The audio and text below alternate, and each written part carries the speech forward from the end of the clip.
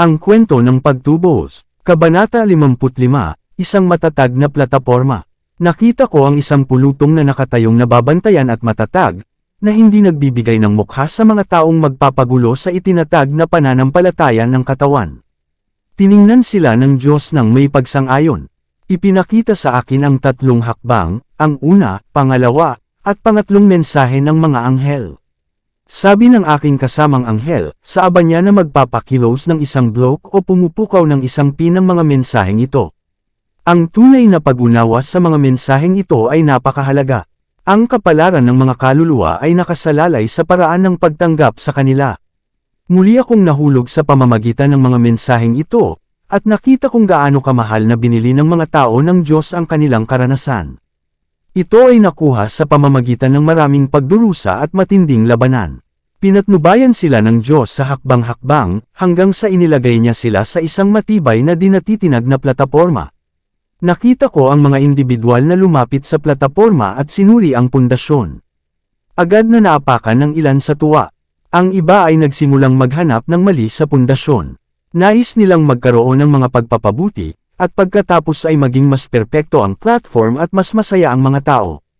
Ang ilan ay umalis sa plataporma upang suriin ito, at idineklara na ito ay inilatag na mali. Ngunit nakita ko na halos lahat ay nakatayong matatag sa entablado at pinayuhan ang mga umalis na upang itigil ang kanilang mga reklamo, sapagkat ang Diyos ang dalubhasang tagabuo, at sila ay nakikipaglaban sa Kanya. Isinalaysay nila ang kamangha-manghang gawain ng Diyos, na umakay sa kanila sa matatag na plataporma, at sa pagkakaisa ay itinaas nila ang kanilang mga mata sa langit at niluwalhati ang Diyos ng may malakas na tinig. Naapektuhan nito ang ilan sa mga nagreklamo at umalis sa entablado, at muli silang tumapak dito ng may mapagpakumbabang tingin. Naulit ang karanasan ng mga Hudyo. Itinuro ako pabalik sa pagpapahayag ng unang pagdating ni Kristo. Si Juan ay isinugo sa espiritu at kapangyarihan ni Elias upang ihanda ang daan para kay Jesus. Ang mga tumanggi sa patuto ni Juan ay hindi nakinabang ng mga turo ni Jesus. Ang kanilang pagsalungat sa mensahe na naghula ng kanyang pagdating ay naglagay sa kanila kung saan hindi nila kaagad matatanggap ang pinakamatibay na katibayan na siya ang Mesiyas. Pinangunahan ni Satanas ang mga tumanggi sa mensahe ni Juan na humayo pa, upang tanggihan at ipako si Kristo.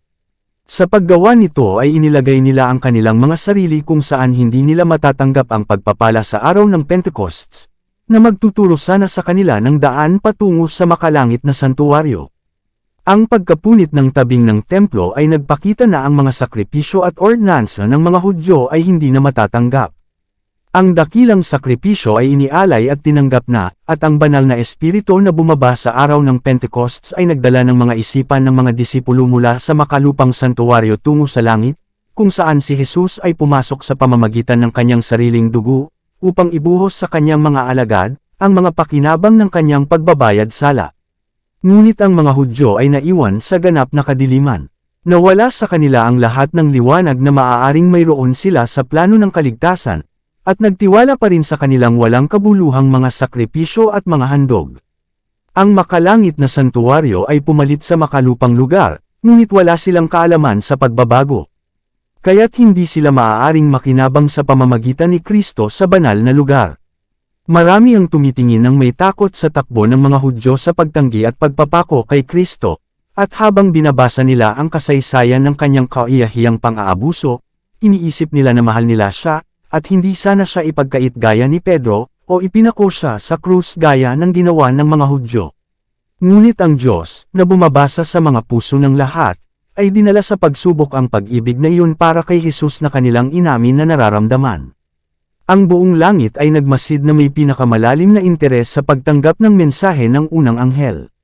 Ngunit maraming nag-aangking mahal si Jesus, at lumuha habang binabasa nila ang kwento ng krus, ay nilibak ang mabuting balita ng kanyang pagdating. Sa halip na tanggapin ang mensahe ng may kagalakan, ipinahayag nila na ito ay isang maling akala. Kinasusuklaman nila ang mga nagmamahal sa kanyang pagpapakita at isinara sila sa labas ng mga simbahan. Ang mga tumanggi sa unang mensahe ay hindi makikinabang sa pangalawa, ni hindi sila nakinabang ng sigaw ng hating gabi, na naghahanda sa kanila na pumasok na kasama ni Jesus sa pamamagitan ng pananampalataya sa pinakabanal na lugar ng santuwaryo sa langit. At sa pamamagitan ng pagtanggi sa dalawang dating mensahe, pinadilim nila ang kanilang pangunawa na wala silang makitang liwanag sa mensahe ng ikatlong anghel, na nagpapakita ng daan patungo sa pinakabanal na lugar. Dito nagtatapos ang Kabanata 55. Para updated ka sa susunod na kabanata, ay huwag kalimutang mag-subscribe, mag-follow at mag-share sa ating channel Renilab TV. Maraming salamat po.